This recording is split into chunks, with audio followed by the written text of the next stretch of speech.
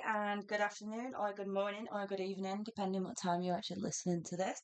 For me, it's Monday today, and I'm on with I think it's my sixth kind of podcast, but it's like my eighth podcast because I've added in two TikTok lives into there.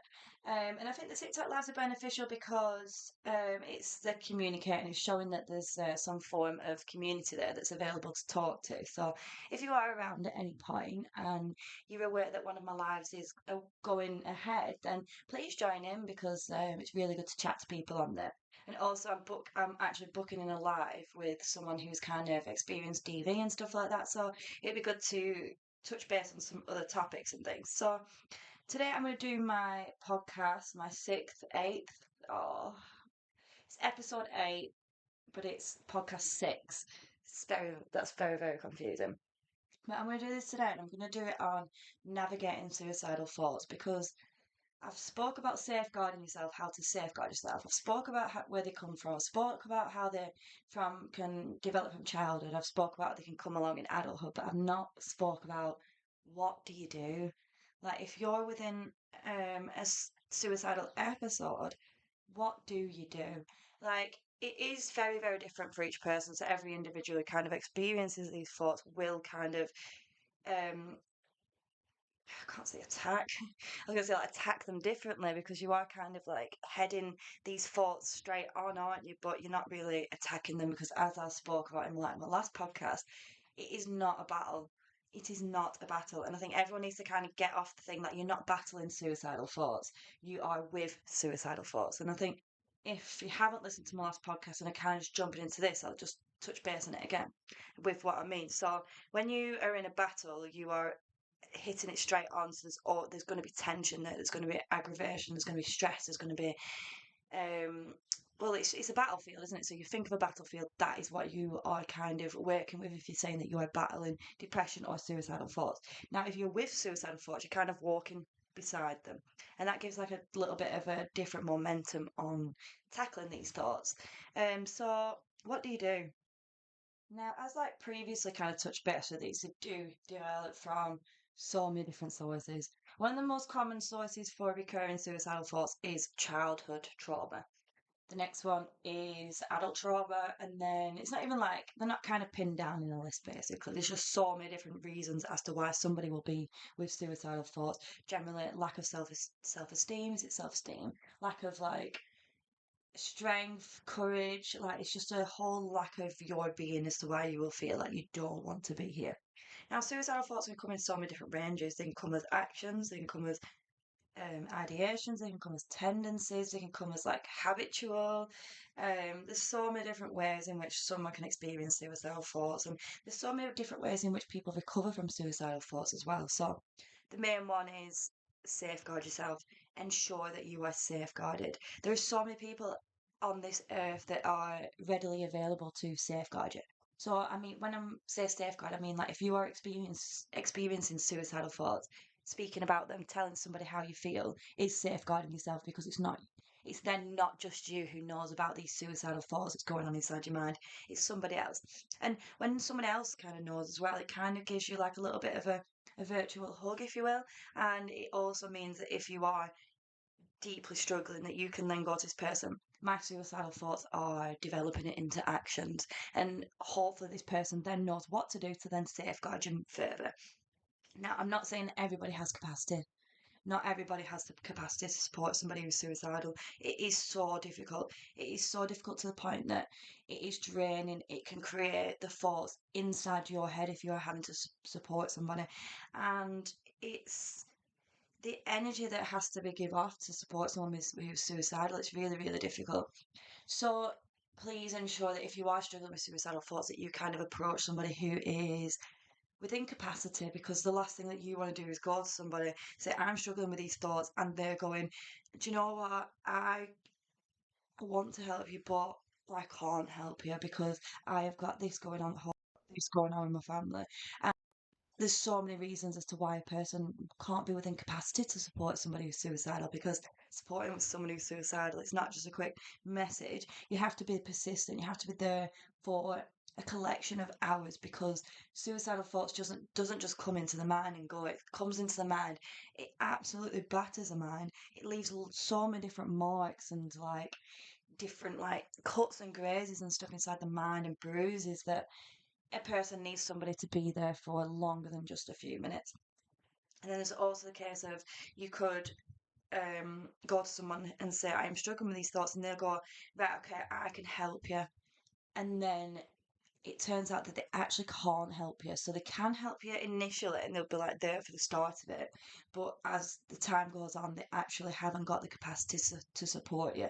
So it's so important that when you are trying to safeguard yourself, that you choose people who have capacity. Because if you choose somebody who you believe has capacity and they also believe that they have capacity, if anything kind of like takes a turn, or if anything kind of goes wrong, or if anything like just turns drastic, and if this person isn't there to safeguard you, that person and yourself are then going to be massively let down, and you're going to feel like you've been let down when in actual case it's not the case, because this person just doesn't have capacity. It doesn't mean that they don't care about you and they don't like want to help you. It just means that they've got so much going on in their own life that they haven't got capacity to.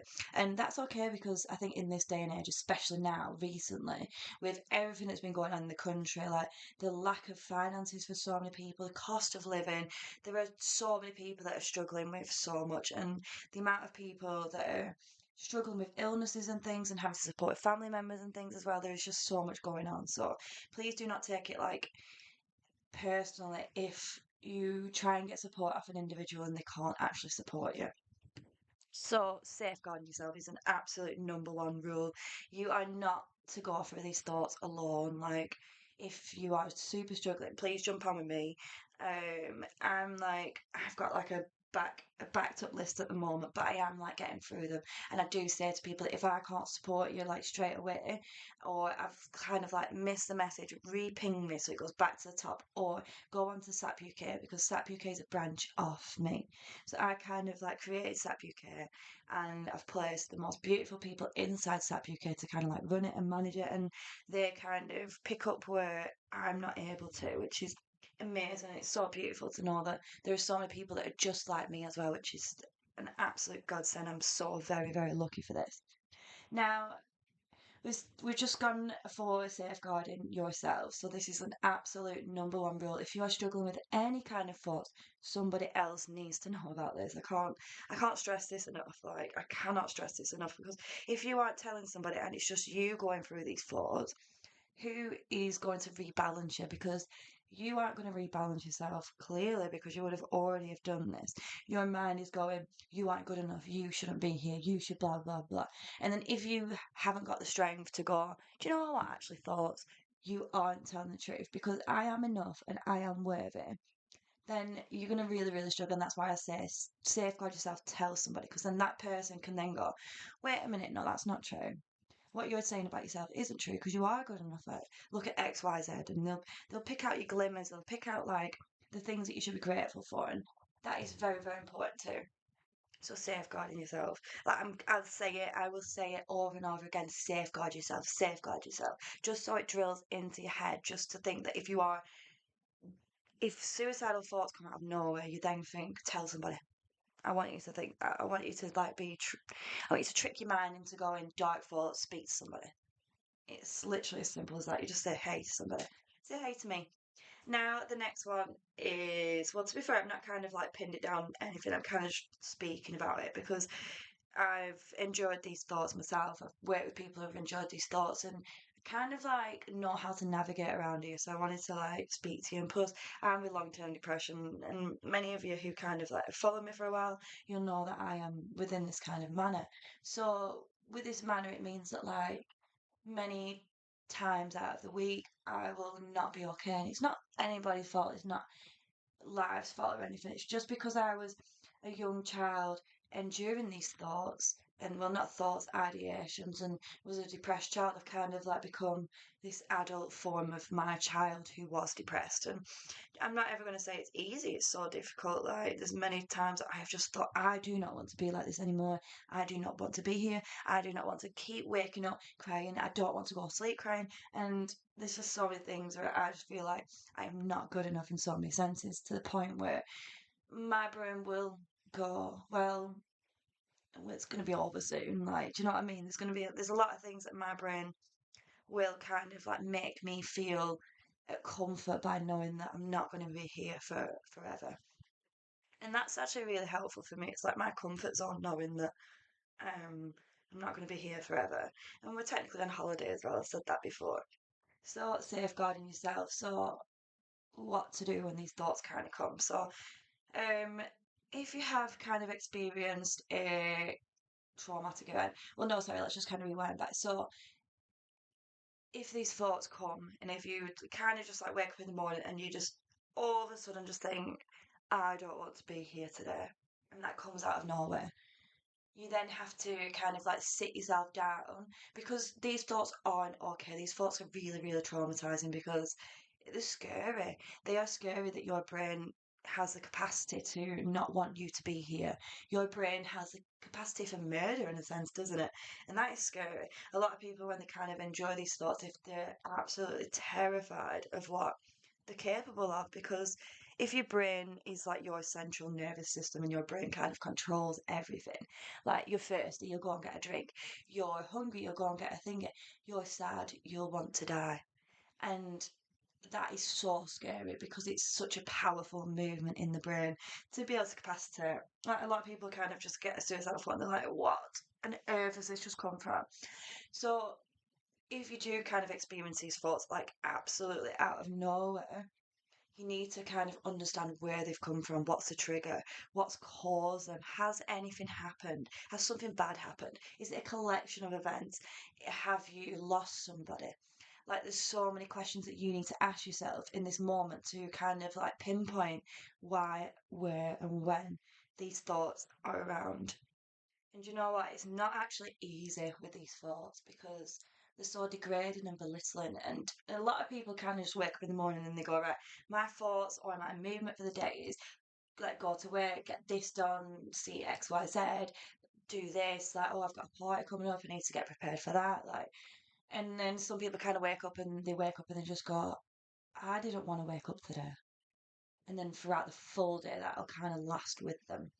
Now, with these kind of thoughts, you are going to be okay. Let me just say that so strongly. You are going to be okay.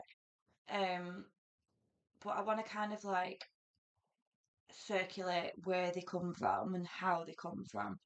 So I think with my last podcast is very, very important, childhood and suicidal thoughts, because if you are like me and you kind of like idealize suicide as a child, I've now got this kind of brain pattern where I will idealize suicide often. And me kind of going through this recurringly is so draining because I thought that these thoughts when I was like a teenager and stuff, and then they kind of just like resurface. And every time they kind of like resurface for me, they've gone like they've gone a lot stronger than what they were. So when I first experienced them, it was like scary. I obviously had to like ground myself in like some ways. I'm not actually quite sure how I did that because I'd probably say like between the ages of 7 and 11 when I first kind of like idealized suicide. Maybe earlier than that, I have a blacked out childhood, so I don't really remember a lot. I just know that I was very, very sad, isolated, and within a lot of grounds that weren't making me happy as a child. Um, Now, suicidal thoughts in any capacity are very, very traumatizing for an individual.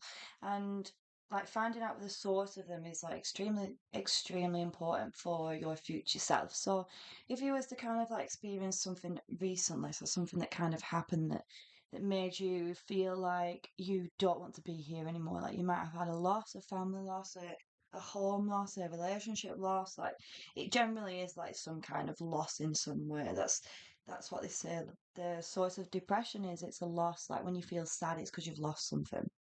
Now, understanding where these thoughts kind of come from can kind of ground you. So if you kind of understand that it is a recent event, that time will kind of heal this recent event. If the thoughts are from childhood, then it's a little bit of a different kind of ball because they say that as a child, like up to the age of 7, you kind of develop your personality. So whatever you was kind of like sponging in and what kind of like atmosphere or environment you were around as a child is kind of what environment you'll be around as an adult. Now, both both entries of suicidal thoughts or ideations are safe and okay. They're safe when you safeguard yourself. They're safe when you kind of understand the thoughts. They're safe when you know that they can't harm you. Now, anyone enduring suicidal thoughts, like, well done for getting through them. Well done for still being here. Well done for like pursuing your day when you don't want to. Because when someone's like with suicidal thoughts, there's kind of like two movements on how you can kind of like eradicate these thoughts, if that's the right word. You can kind of rest it out so you can stay in your kind of safe space and rest it out as they kind of like devalue themselves inside your mind, or you can kind of get on with the day. And there's a lot of people who kind of go to work, get things done, get things sorted out, and then come home and kind of like sit with it all. Now, either kind of way needs processing. Anything needs processing. Anything negative that goes on inside your mind needs processing. You can't kind of like banish them. So if you have like suicidal thoughts of any capacity, you can't go, oh well, then they're there. Bye. Never look into them ever again, and kind of just like push them to the back of your mind. These thoughts will then be like kind of curtain twitching, if you will. They'll be kind of looking around, going, hmm, you're suicidal, like you were suicidal, where's this gone to? And then the more you mask, the more that these kind of like thoughts kind of like mock you, or they kind of like they do take over quite quickly because you're masking them, because you're hiding from them. And then it just takes like kind of one minor or major thing to kind of tip you over the edge to bring these thoughts to surface. And then that's when they're kind of like scary, because if you haven't like maintained them, you don't know where they've come from, you don't know the source, you don't know why, you don't know when, like you're gonna really struggle with this when they do kind of, well, if they do, or they can kind of develop from one small thought to a big kind of episode, and that is not what we want to do. So with like the thoughts, the reason why I'm kind of doing this episode is because I want to like navigate around these thoughts. I want you to know that there's so many people on this earth who kind of live with suicidal thoughts. Remember, it's not a battle. We are not against suicidal thoughts. We are with suicidal thoughts. Because when you're with suicidal thoughts, you're kind of like holding the hand going, do you know what? I've been through loads. I've been kind of like reduced here. I've been reduced there. I've been like, and then I think when you kind of like acknowledge your kind of traumas, your pain, your darkness, your dark blue, you kind of like put like a bit of a safety blanket around it. So I've like in the past few years, I'd say, I've only kind of like understood who I am, why I do what I do, the way I behave, like my kind of triggers, my traumas. I've only really understood this in the last like 3 years, and that is so lucky because some people don't even like kind of understand themselves until they're like 60, 70. And even here at this age, like you still have a lot of life left in you. Like, I'm sorry that you found out later on in life like who you are, but you still have a lot of life left. And life begins when you kind of wake up. Like it doesn't matter what you're kind of like what's going on around you. It doesn't matter about your age, doesn't matter about like how long you've lived or whatever like that. What matters is that if you kind of wake up in your mind that you have to then go and live life. And they say that a lot of people can kind of like die in like the 20s and kind of get buried in the later life. And that is because depression has kind of taken over. And a lot of people can't live with depression because nobody wants to kind of like have to navigate around the world in this like dark blue kind of persona, like trying to mask all the time or trying to like live life so that you kind of think, oh, they're happy, so I've got to be happy. Like, I've got this, that, and that, I should be happy. And there's so many things that you kind of think that I should be happy, I should be happy, but it's not the case. Like, if you aren't happy, that is okay. But let's talk about like being happy and being like kind of settled and content and at peace, because a lot of people who are within depression, they're not happy, but they are happy because at one point they were in such more like traumatic grounds than what they are now. There was one point where this person who's like kind of settled and content was screaming and in pain, like in physical and mental pain, like so now this person's kind of like happy and content, and that is like kind of happiness. Like if you compare yourself to others, yes, this person's not laughing and joking all the time, but this person is like so much better than what they used to be, and that's like the most important part because when you have depression, like I'm long term depression now, and for the past like 6 or 7 years, I've been trying to run away from this depression or trying to like disbelieve it. I have been a shell of my kind of self. I've not known who I am. I've not really known what my triggers are. I've kind of just like been trying to mask it. But to be fair, actually, I've masked it really well because I've been doing this kind of like suicide prevention outreach for like um for so many years. Like because I've been doing this, I've kind of been able to hide behind who I am really. So with like the support I give off and like the kind of like encouragement and like the strength and the peace and stuff like that and the love that I give off, I'm kind of like making it seem as though I am a very happy, content, like loving kind of person. I am loving though, I am absolutely loving. But in the reality, like I can do this huge outreach and then I'll go and spend a good few hours to myself, like broken and crying. I wouldn't say broken. I kind of like, there's a lot of times where if I give out too much energy, it kind of like comes back around on me in like a negative way.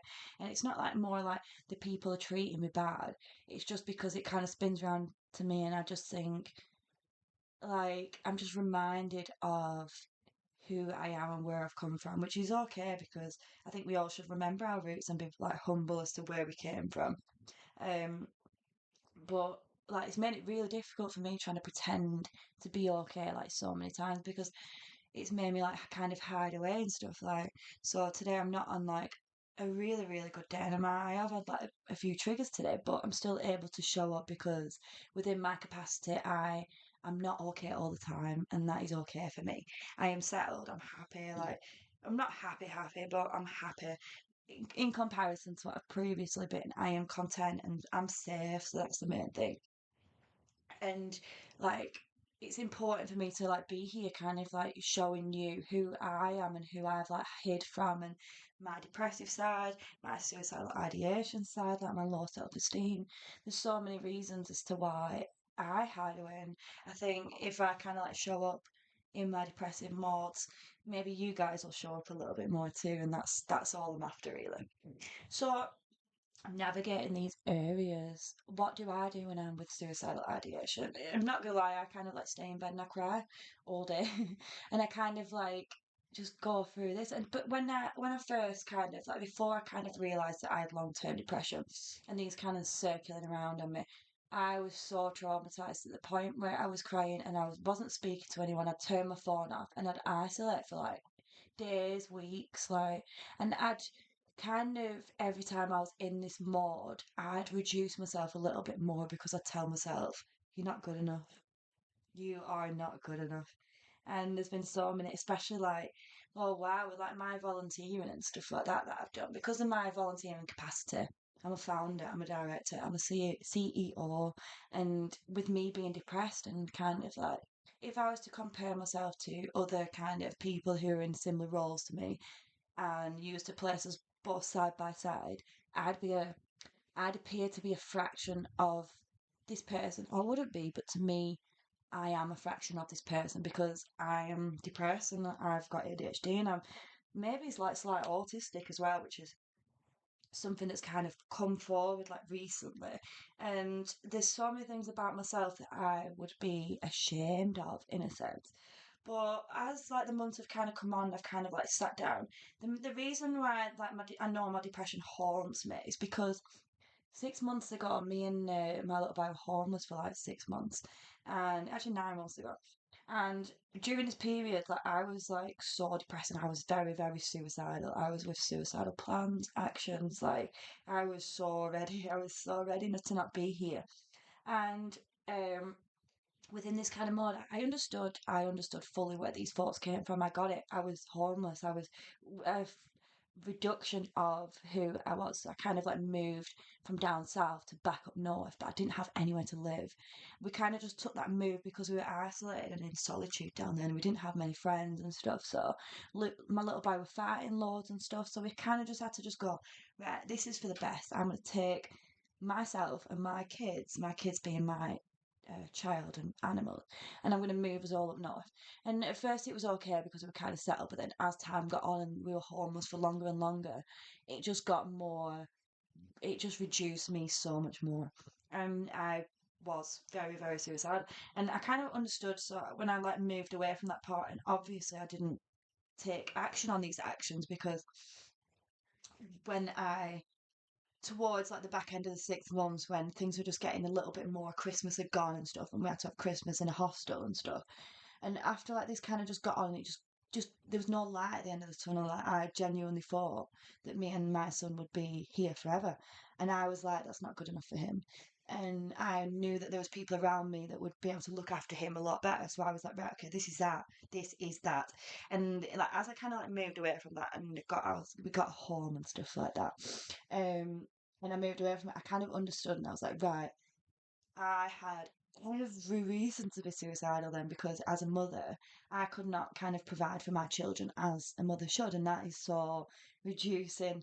Like if you are a mother, like a single parent, an independent parent, and you are having to meet ends and you don't feel like you can meet ends as a parent, and then you have other parents that are able to meet ends like so easily, you can quickly be devalued to the point where those lines as a mother gets blurred and you are better off not being here. And that is scary. That is scary because as a mother, like you kind of have like a mother duty. Do you know what I mean? Like your duty is to be a mother.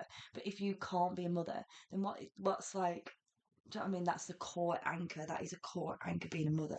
And when like things are that bad and the lines get blurred, it is so scary.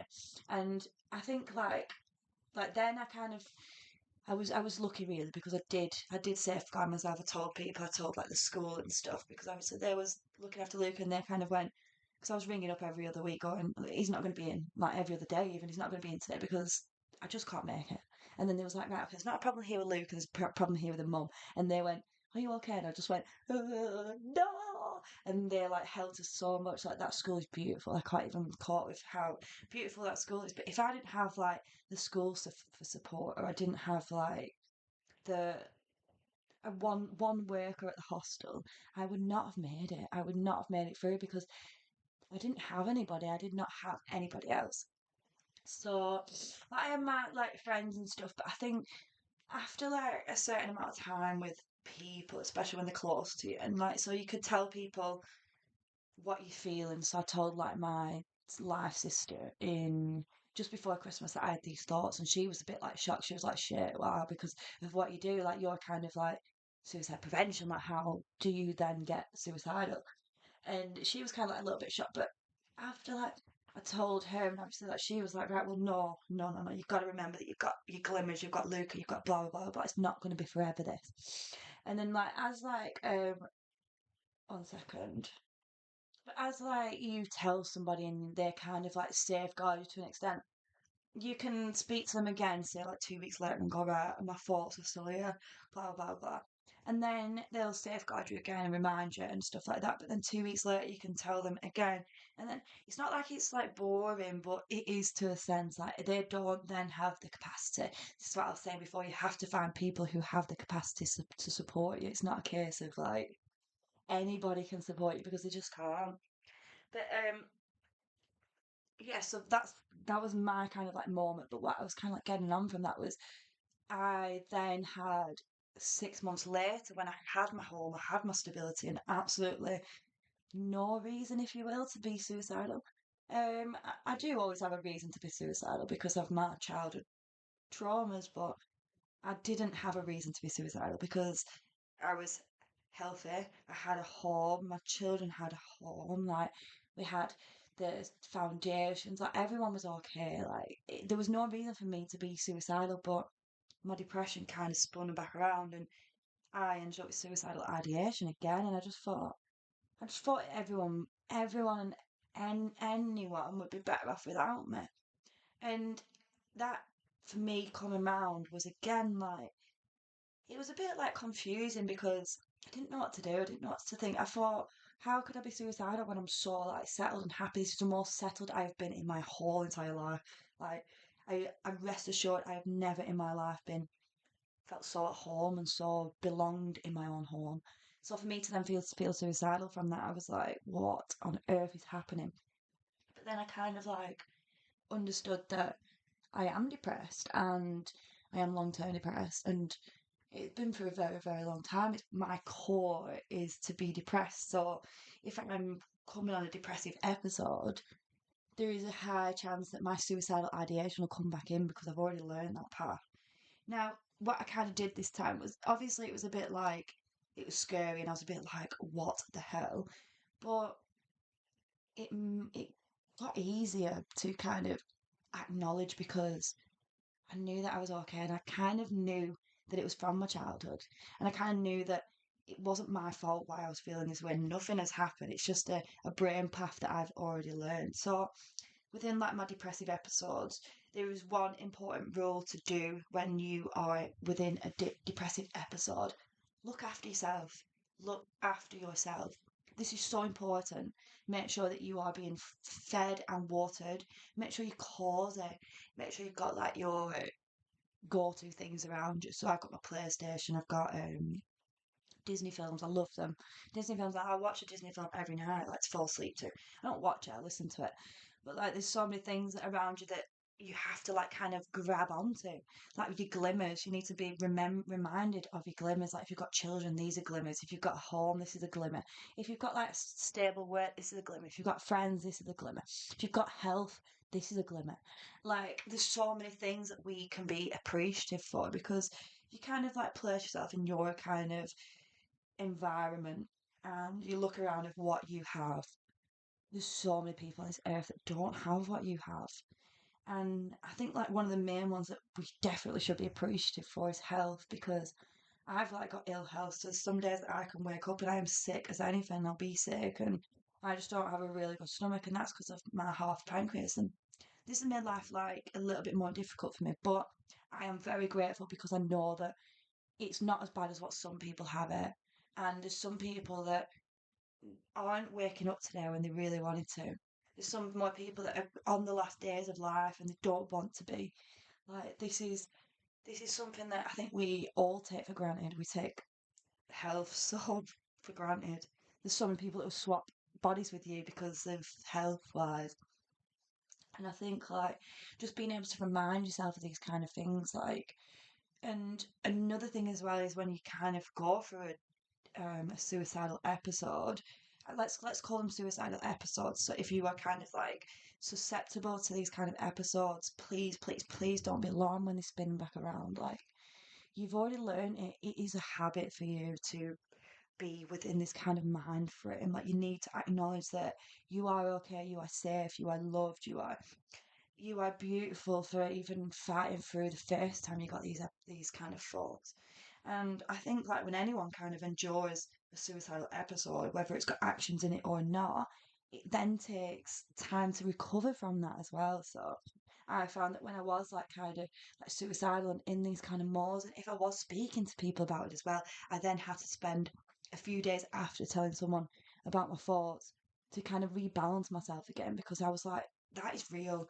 And it's very confusing and scary. Very confusing and scary. So you need to like kind of when you have suicidal thoughts or a suicidal episode, and sometimes as well, if you are like within depression, you can kind of sense them.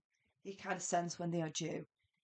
I think with women as well, we have like we have hormonal like chemicals in our brain as well, which can heighten like certain points in the month when we're like due on, and this can make it like more hectic and stuff. But I think just kind of like acknowledging and understanding when they'll come, like if they are going to recur again. So let's just say you've had like 5 suicidal episodes in your lifetime, or one suicidal episode in your lifetime you've still learned that path, so you still are susceptible to knowing this kind of route to healing. And I think kind of when you go down like a path, let's just say you're going on a walk somewhere and you kind of like meet this dark path, but it's a shortcut. You take that path. Every time you walk down that road, you'll always see that path. That path will always be there. Whether you take it or not, it's always going to be there. So you need to go easy on yourself. You need to go light on yourself. Like if you are within a suicidal episode, it's okay. It's going to be okay too, I promise. And if you are really, really struggling, then just jump on with me. Like I can kind of rebalance your thoughts. Or jump on with SAP UK. Um, I feel like I might have like potentially touched base on a lot of like what I wanted to talk about. I just wanted to just you to know that you are safe. Like suicidal episodes can last from like 1 day to 2 weeks to months to years. What you need to understand is acknowledge these thoughts. Like God, I appreciate that you are present. You reminded me of how traumatized, how bad my time once was, or you kind of reminding me of what I've just been through. But you are not me. You are a part of me, but you are not me. And I think this is so important to kind of like live alongside of them. Like, don't banish them. Like, if you have suicidal thoughts, don't go, oh, get out of my brain. Like, go away. We don't want that at all. We really, really do not want that. We want you to go, oh, hey, suicidal thoughts. Thank you for being present in my brain. Thank you for reminding me of the battles I've already faced and won. I say battle, it's not even a battle, is it? Like, we need to get off the mind for even being a battle. I think it's just a word of, it just comes straight off the tongue, that. But thank you for reminding me of the hardship that I've been through. Thank you for reminding me that what I went through was real. Thank you for reminding me that I can feel so deeply that my mind is altered to this trauma. Like, thank you for allowing me to understand these thoughts but not become them. Like you need to be like not appreciative because nobody wants these thoughts. Believe me, like so many times I don't want this depression. I don't want to have to like wake up and be sad. I don't want people to continuously ask me if I'm okay because I am okay. I'm settled. Blah blah. And there's so many things that kind of come with these thoughts that are so degrading. But just reach out, just talk to somebody, just talk to anybody. Like even if you're writing a letter, like write it down, like write where, when, how, why. Like, if you get a suicidal thought, they're the four things that you can kind of go on. Like where is it come from? Why is it here? When does it come? What is it? Like what is its whole being? Like the understanding is key. Understanding is actually like healing. So, bloody hell, I started coughing right before I finish. Um, I've started doing this thing. I've got like Final Destination at the minute, so I can't. I keep talking at my own saliva, and it's absolutely mental. Um, genuinely, Final Destination. My suicidal thoughts aren't like kind of taking over, but Final Destination is coming for me. Jesus. Anyway, but I'm gonna kind of like shut this down now. But if anyone needs anything, I hope that that was helpful. It's only 40 minutes, which is it's all right, but I kind of like wanted to safe ground the area a little bit more. But if I can help in any way, let me know, please. Like if you have any comments or anything like that, let me know. As I've said previously, I am here for public benefit. I have literally learning to help people. It's just my purpose on this life. I've figured that out. I'm not supposed to be like super happy. This is the way I see life anyway for me. I'm not supposed to be like super, super happy. I'm kind of here to just be within the dark blue and to be able to navigate around this like dark area and with my light on though. So if you kind of put us all everyone who kind of experiences depression, including myself, let's put us all in the dark. And then imagine me just flying around with a little light. That's me. And that'll always be my purpose. So I hope that I've helped. And remember that if you are super, super struggling to reach out and get support, but make sure that these people have the capacity to, because the last thing you want is to be let down through no one's fault. But yeah, I hope everyone has a nice day today. And I'll speak to you all soon. Peace and love.